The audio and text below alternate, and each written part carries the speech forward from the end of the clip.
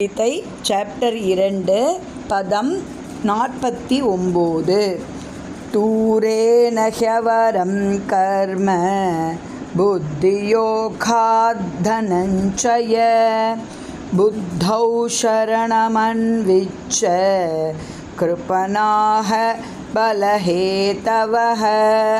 தூரேன வெகு தொலைவில் புறக்கணித்து, ஹி நிச்சயமாய், அவரம் மோசமான, கர்ம செயல்கள், புத்தியோகாத் கிருஷ்ண உணர்வின் பலத்தில், தனஞ்சய செல்வத்தை வெல்பவனே, புத்தௌ அத்தகு உணர்வில், சரணம் முழு சரணாகதி அன்விச்ச முயற்சிக்கும், கிருபணா கஞ்சர்கள், பலஹேதவஹ பலனை விரும்புவோர்.